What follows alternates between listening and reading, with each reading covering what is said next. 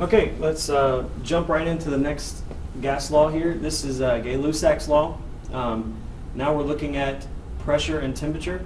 And pressure and temperature are related directly, meaning that as pressure increases, so does temperature. A decrease in temperature would give us a decrease in pressure. Okay, so looking at Gay-Lussac's law, keep in mind here the only variables that we see are pressure and temperature. So volume and the amount, or moles, number of moles, stay the same. So we take them out of the equation. If I'm dividing by the same number, there's no use of even having that number in there. Okay, so Gay-Lussac's law, pressure and temperature, directly related. If one increases, the other should increase as well. Let's take a look at an example and do some math here.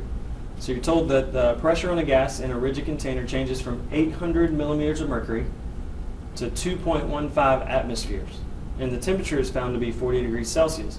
What was the original temperature in Kelvin? So here's an issue that we may come across in problems on our quizzes and tests and problems in real life. You're given a value in millimeters of mercury, and you're also given a pressure in atmosphere. So what you've got to do is figure out which one you're going to work with here. Am I going to use millimeters of mercury, or am I going to use atmosphere? Okay, I'm going to use millimeters of mercury. You can choose to do either one, it's fine. But understand what we're looking for is our final temperature in Kelvin. So my initial pressure, so P1, equals 800 millimeters of mercury.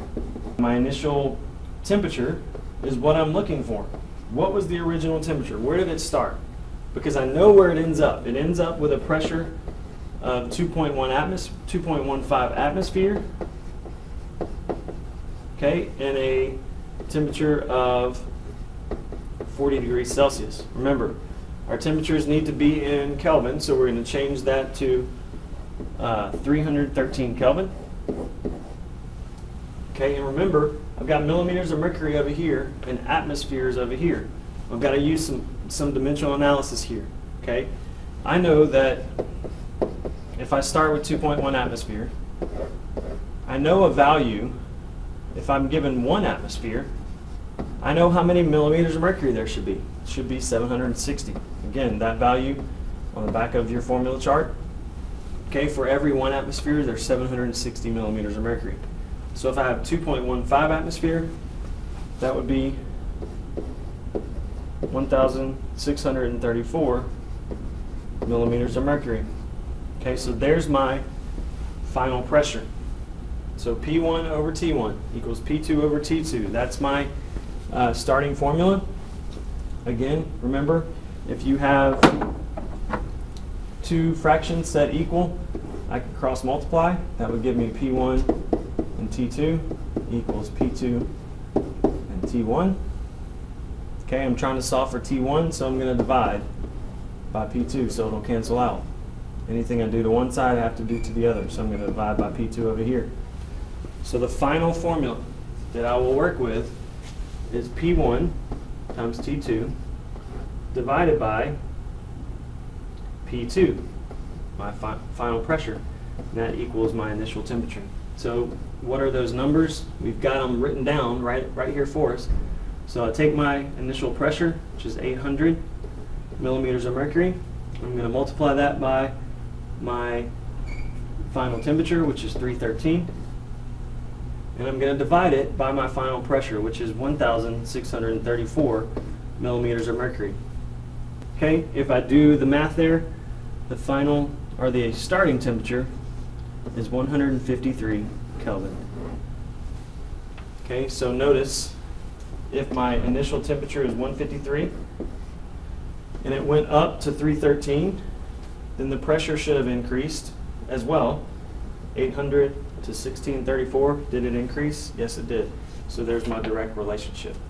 Okay, so that's something that can help you as you kind of check your work as you're doing these problems. All right, moving on to another part of that combined gas law. This is Avogadro's law.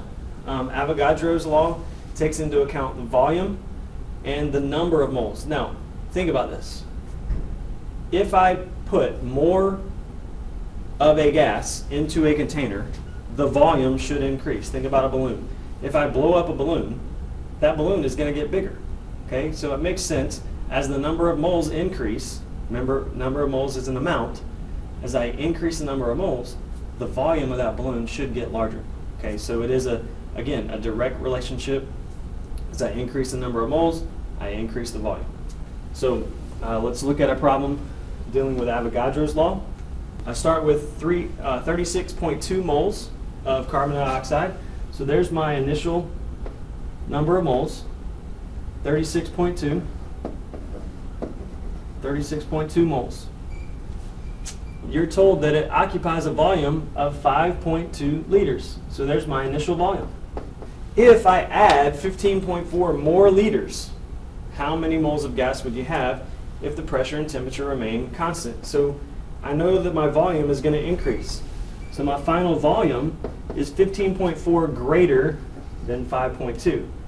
So what is 5.2 plus 15.4? That gives me 20.6 liters. So again, I increased the number of liters. So I increased the volume by 15.4. So how many moles are going to be there? All right, here's my formula right up here. Again, I can cross multiply. Anytime I start with a fraction set equal to another fraction, I can cross multiply. So I'm left with V1 times N2 equals V2 times N1. I'm trying to solve for N2, so I'm going to divide by my initial volume. Those will cancel out over here, and I'm left with N2 equals V2 times N1 divided by. So now all I need to do is take those variables and take those values that I just copied down and plug those into that formula. So N2 equals my final volume, which is 20.6, times my initial, our starting number of moles, which is 36.2. And I'm going to divide that by my initial volume, which is 5.2. And when I do the math here, 20.6 times 36.2, all divided by 5.2, the number of moles that I get, 143. So volume increased drastically. It went from 5.2 to 20.6, and the number of moles increased pretty drastically. It went from 36.2 to 143. Okay, so you've seen the direct relationship there, and hopefully that will help you as you move forward. All right, we're going to stop there and do the last couple of gas laws on the next video. Again, you have practice. You can work through these. If you have questions, make sure that you put those on the Google Doc and come to class ready to work through those.